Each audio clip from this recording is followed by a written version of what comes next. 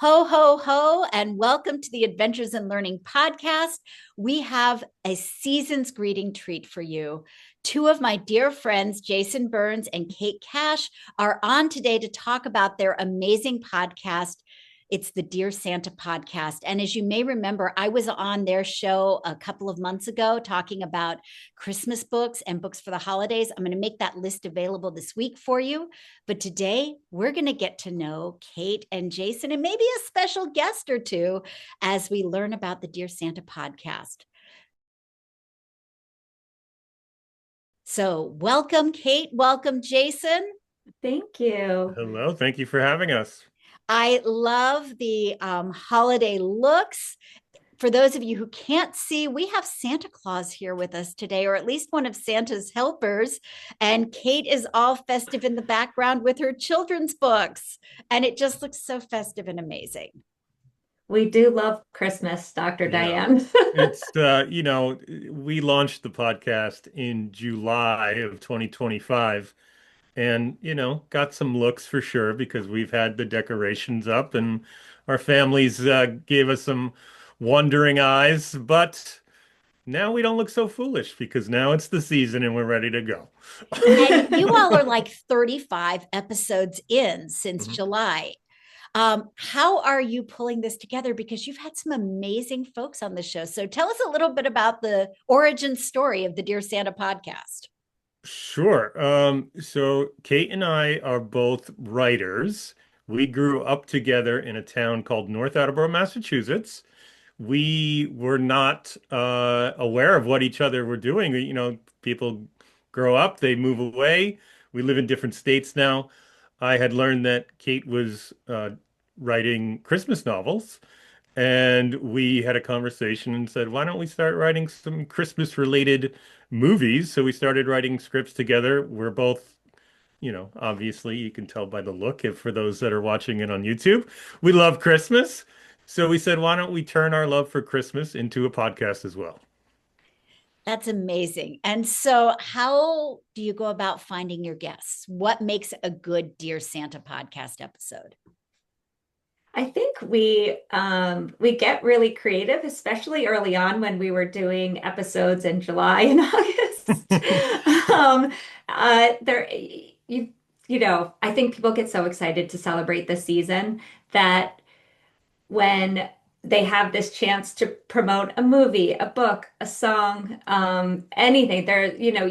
We just had someone on from a pet rescue and talking about adopting pets at Christmas time. People are excited to spread the word and to have a podcast that's solely dedicated to Christmas. It's really been, we've had floods of requests come in. So we feel And blessed. it's interesting because in July it was a little easier because there's the Christmas in July, but August got really tough. And I remember we had a conversation, just like a production conversation about what we were going to do. And I said, I bet at some point real soon we're going to regret wanting stuff. And I think we've already done like 7 interviews this week. Yeah. So it's been pretty intense, and we're just kind of riding the ride because the sleigh is going to stop eventually and at the end of December. So these are our 6 weeks of fun. Yeah, 6 weeks. We're excited. It's here. So, you guys have had everything from, as you said, animal rescue to Hallmark movies to Destination Christmas. Are there some episodes that stand out that are sort of must listens for folks if they're just dipping their toes into the holiday spirit with you?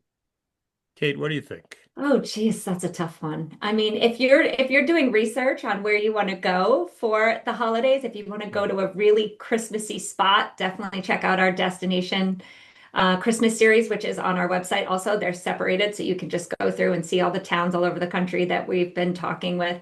That's really fun. I think we've done a bunch this week that haven't come out that have just been like some musicians and I think everyone would agree that music is a huge part of this Mm. holiday. So these are our first musicians, and we've recorded three this week, I think, Jay, right? Yeah, yeah, So that's yeah. been It's really fun. a lot of the artists are releasing their Christmas singles, Christmas albums now to gear up. And we had one of my favorite artists on just personally, outside of even Christmas music, Drew Holcomb came on, and my wife had bought me Christmas tickets to a show a couple years ago for a Christmas present. So it's just fun that we're able to tie in our own personal lives into this as well. But when you ask like what's a good one to start with, we did an episode really early on about how a Christmas tree goes from a Christmas farm to your house. And I think that one was really, I mean, just from a learning perspective, so much goes into the process of you putting up a tree for 2 or 3 weeks in your house that we don't think about. That's right, Woods Tree Farm. I forgot, Mhm. like some of these that we did so back at the beginning, I really forgot. We did some really interesting ones. You really did. I mean, I'm that's like, when oh I've been a wait. fan since almost the very beginning. When you first announced this, it was in July, and I thought, this is brilliant. And I wound up falling in love with it and was so excited to get to come on and chat in August about Mhm. books that kids would love. And so now it's a great time to resurrect that for folks. It's Yeah. people always say, oh my goodness, the year goes by so fast. But when we started it in July, it did seem like Christmas was a million years away. And now, we're in the thick of the holiday season, and the interest in the podcast has taken off, even just from a fan listener standpoint, because everybody's in the mood now. So it's Hmm.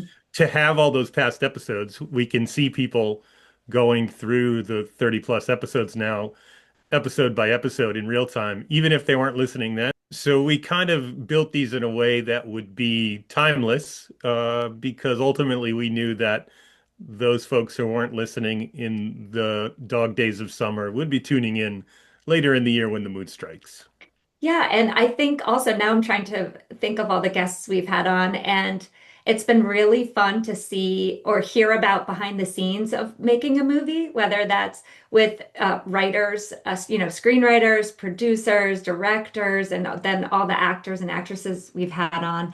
That's been really interesting. And what's funny is those typically film in the summer. So that group of people is kind of on the same page as Jason and I, where they're thinking about Christmas year round also. So that was easy for them. They came on, they didn't blink an eye at doing a podcast, Christmas podcast in July or August. And How do you selfishly too, it's extended our, and I won't speak for Kate, but it's extended my season. Like I just feel like I've been celebrating longer, and my kids have been part of that as well. So it's been fun. Yes, I keep telling my kids it's research. Oh, I have to watch this Christmas movie in, September. It's research. I'm doing research. I So have now that we're actually entering into the Christmas season, are you still feeling that same joy and anticipation that you felt in July? Oh, I'm even more excited, right? Yeah, same. I am as well. And we've been getting, because we're dealing with a lot of actors, actresses, singers, we get a lot of like the sneak peeks before this stuff reaches the masses. So that's been fun too, because I feel like we're getting to look at the presents before Santa delivers them. So that's been, yeah, That is so I'm ready true. to go. So you're Yeah. the elves in the workshop, is what I'm hearing. Yes, we've That's got sneak peeks of movies, of EPs, songs coming out. We're getting to see a lot of things first and hear a lot of things first. It's very mhm. fun. That is so awesome. So I've got to ask, you both have families, and a lot of our audience are folks with families or working with kids in schools. What are some of your favorite holiday traditions? Go ahead, Kate. Um, We, the one that first comes to mind is I give, because I was just doing this for my kids, I give an ornament every year that represents sort of what they've been going through that year. If it's, they started a new school, they graduated from something, or something major happened. One year for my daughter, it was a broken ankle ornament. She broke her ankle that year. But my mom did this for all of us when I was growing up. And then when we, graduated from college or whatever and went on our own to have our own homes and decorating our own trees, she gave us that box of ornaments. And it kind of started out, when you first get a Christmas tree for your first time ever, you really don't have any ornaments. You're starting from scratch. So it was really fun. She gave us that box of the ornaments through the years, and you look at them and they mean so much, and you put them up and say, oh, remember that year when this happened? And So I'm doing that for my kids now, and it's really, really fun. Oh, I love that. How about you, Jason?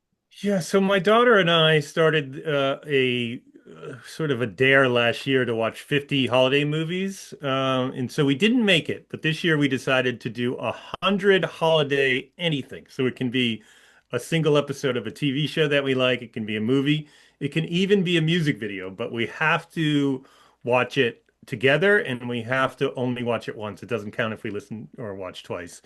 So we're already up there. We're in like 28. We started the day after Thanksgiving, and I'm Halloween, sorry, the Halloween. day after Halloween, and we are full steam ahead. My wife has been traveling this week, so we haven't had any interference with the television. My wife is not of a diehard Christmas fan as myself and my children, so a lot of the things that we do in our own crazy little worlds, you know. It's Well, and Jason, you and your daughter you're going to be busy this season because Mhm. he and his daughter are also making, they've got a cookie countdown, right? We're doing 12 cookies of Christmas, but they're not days. We're just mostly trying to do them on the weekends. We just did our first, a Grinch cookie, a green sugar cookie. We'll be doing a gingerbread this weekend, and everything's from scratch. We have to make them from scratch. That's the rule. And we'll be posting all the recipes and photos of the Excellent. cookies on our pages so everyone can see what Jason and his daughter are making. And Yeah, and um, I also am, this will run probably after the fact, but our house goes into total Clark Griswold mode inside. We don't do the outside, but we do the inside where every room has animatronics and outdoor lighting and all this kind of stuff inside the house. And we're decorating that this weekend. So Oh, uh, wow. we'll be if posting you some pictures can't there. tell by looking at Jason right now, he goes next level. He really does. He is in full Santa mode today, and it is fabulous. Oh, so great. And I think I said to you guys, my tradition, or the one I really love, my kids are grown now, so we don't do this anymore. But when they were little, we had one of those advent calendars that had pockets in it, and it would I hang love that. on the door, and we would put strips of paper in it. And each day there would be something different. So it's kind of like what you and your daughter are doing, but they hmm wouldn't know what it was going to be until they reached into the pocket and pulled it out. I And love so it that. might be something like baking your favorite batch of cookies or make a card for grandma or, let's go buy food for the food pantry, whatever it was something designed to help with the waiting, but make it fun and Christmassy at the same time and still help me get stuff done I had to get done at the same time. Exactly. Yes. Yeah, I Distract, love that. distract. Right. I Exactly. because that waiting, that anticipation for the big day is, I mean, that's tough when you're little. Mhm. It It's really is. Now, you all have a secret in. I've been dying to ask you about this because if you listen to this podcast, you are the only podcast I know that has Santa Mhm. actually come on Mhm. and fill in at the end of each podcast to sort of sum things up. How did you get a connection to the big guy? Here's the thing, Dr. Diane. This is much like how we've gotten a lot of our big guests, Cindy Busby, who's like the queen of Christmas, Megan Ori. We just asked. We asked Santa to come on. He said yes. Nobody's whether they were too worried or just assumed he'd say no. We just asked, and he said yes. and now he's snuck in a couple times hmm and stolen our mics and hmm done some openings without our knowledge, and it's been a lot of fun. I Sneaky think business. sneaky, sneaky. It must be enjoyable for Santa to be able to take a break from everything at the North Pole and pop on a podcast to talk about the joy part of Christmas. Well, and he is open. Here's the big secret of our podcast is that we haven't really announced this yet, Dr. Diane, so we'll do it here. But he's open to answering questions from listeners as well. So if any of your listeners have questions for Santa, they can email us and we'll pose them to the big man. We just had an episode go up where somebody asked him about beard care, and he gave some really great advice. Oh, I One love of that. my, yeah, one of my favorites that he did was when we asked him what Halloween was like in the North Pole and how he and Mrs. Claus and the elves celebrate Halloween. That one is really neat. If you've ever wondered what's going on in the North Pole on Halloween, you got to listen to that episode. And apparently, when the elves go trick-or-treating, they yell "Boo ho ho." So who knew? That's hilarious. So I have a question for Santa then the next time Mhm. you talk. You can ask, and I can pose it to him, and he can send it. I'll Oh, We'll send you do a it. fabulous. response. Because I Oh, yeah, want we to can put it on know, here. Hmm.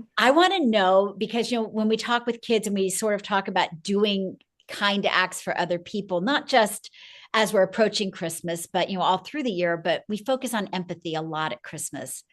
What do Santa and Mrs. Claus do at the North Pole to model empathy for the elves? Mm. That's a Ooh. great question. I will send it right up to the North Pole, Dr. Diane, and then we'll have him send it your way. You'll be able to have Santa come on the show. I can't wait to hear the answer to that. That's so awesome. All right. So, last question for you. Well, I have a couple of questions. It's not That's quite the okay. last one. We got all Um, season. so, when December 25th rolls around, what happens to the Dear Santa podcast? I'll tell you what Whew. happens. So we just talked about this on one of our shows, is that I get what did I PCD, post Christmas depression, and I haven't wanted to think about the whole podcast angle yet because we've been so busy the last couple of weeks. There's Yeah, got to be a void. we really aren't sure, to be Hmm. honest. I mean, this is, our first year, and I don't know what's going to happen.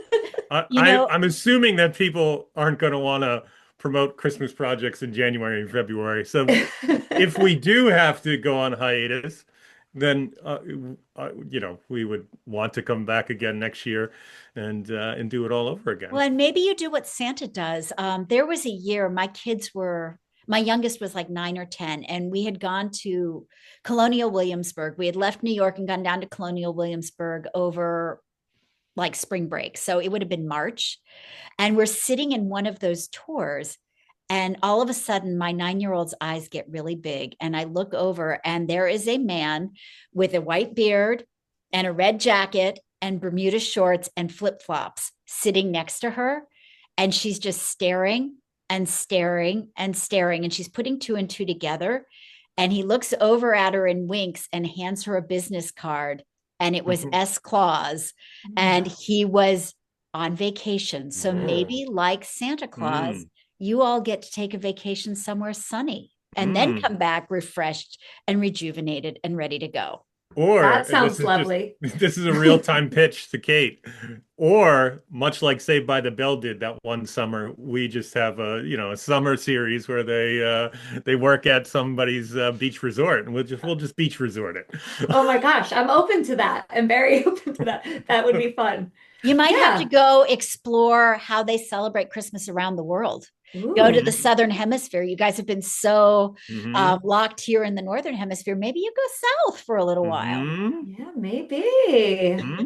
I like it. And Uh, when your spouses get upset at you because you suddenly showed up, in Australia and South Africa, don't necessarily blame me for that. I don't fly, so I'll just be tuning in via virtual means. I volunteer to be your delegate and ambassador, and I'll go travel for you. yeah, Sounds good. Dr. Diana and I will head overseas. And I the only nice thing about travel by podcast touching my equipment, nose. there you go, and you can fly that way. I love that. All right. So, last question then for Mhm. today. What currently brings you hope? Oh, My jeez, my kids. kids. Yeah. I know, same. I have to say that, and I'll even expand it beyond my kids, just their friends, is that this next generation seems to have their business together so much more than when I was in school. There's just much more kindness, much more empathy. They care for each other. They look out for each other. The whole idea of having to avoid certain people in the halls in the 80s growing up, it doesn't seem to be an issue anymore. I don't want to say it's kumbaya, but it's certainly better than when I grew up. Yeah. And I think our generation of parents all of us. I think we have a more open dialogue with our kids. I think we talk about things, there's less of children should be seen and not heard type of thing. It's Hmm. definitely like we include them in things. We know that they can understand more than, sometimes adults give kids credit for. And, there's a lot of information out there for kids now that, pros and cons to that. But I think that's opening the door for conversation. And yeah, I just feel like we're really connected with that generation of kids. I I think, love that you giving us some props, some parents props. I love I that. love I'm it. going to throw something else in for the parents. Is that, and maybe I'm just speaking for this guy in this outfit right here, is that we're more fun. I'm putting an emphasis on the fun in my kids' lives and you let them do. know that there's time for seriousness and it's going to come when they get older. And so don't stress about it now. Well, and I was Jason going to say, you inspires always, me. Yeah, Jason inspires me to be more fun. He is super fun. He does so much with his kids. It's amazing. But well, I and you all also are make such time. models for play and the Yeah. idea of playing as adults, because when we play as adults, we're better able to be present for the people around Mhm. us. And I think you do that beautifully. Very Well, true. and much like children, it's younger children. As soon as we're done here, I'm going to take a nap too. I'm gonna go eat like a sweet. So is that okay? I Yes, was going to This say, I is think about it's my time like, for milk and cookies, a hmm. long winter's nap, and then wake up and start the holiday cheer again. oh, Sounds that good. sounds lovely. Well, thank you so much for joining us today. I'm going to post all the links to the Dear Santa podcast. I'll post links so people can email their questions for the big guy and you Hmm. can pass them straight on up to the North Pole. And I can't wait to see what the Dear Santa podcast 2.0 looks like next year as well. Oh, thank you. Thanks Thank you for so much, having Dr. us. Diane. Have a Thank you for wonderful joining me. holiday season. Ho, ho, Love it. ho.